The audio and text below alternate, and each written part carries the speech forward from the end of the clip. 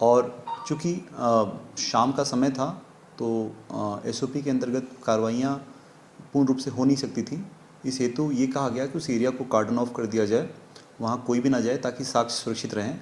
उस समय तक हमें ये नहीं ज्ञात था कि ये शिकार की घटना है। उस समय तक ये समझ में आ रहा था कि ये प्राकृतिक मौत संभावित हो सकती है, जैसा पूर्व केसों में हुआ है। अगले दिन जब डॉग स्क्वाड टीम पे गई और डॉग स्क्वाड ने अपनी कार्रवाई की और जब तेंदुए के मृत तेंदुए को देखा गया तो ये नोटिस किया गया कि उसके दो आगे के पंजे को चॉप ऑफ करके काट कर निकाल लिया गया है और उसके दो अपर कनाइन को भी किसी धारदार इंस्ट्रूमेंट औजार से कट किया गया है।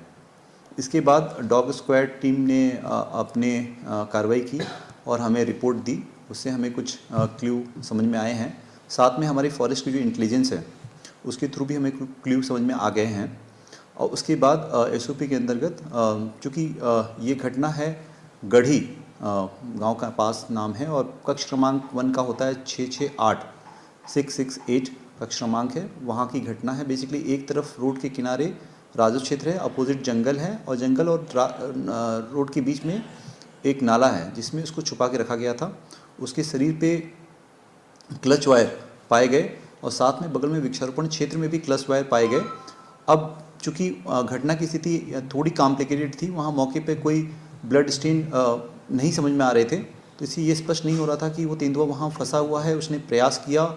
ऐसा प्रतीत हो रहा था कि कहीं ना कहीं तेंदुए की शिकार की घटना को कहीं और अंजाम दिया गया है और उसे साक्ष्य को छुपाने के दृष्टिगत से उसको कहीं नाले में रख सुरक्षित स्थान पर रख दिया गया है। तो थोड़ा कॉम्प्लिकेशंस इसमें प्रतीत हो रही थी, जिसको कॉम्प्लिकेशन देखते हुए तत्काल अब टाइगर स्ट्राइक फोर्स के अधिकारियों से बात भी की गई।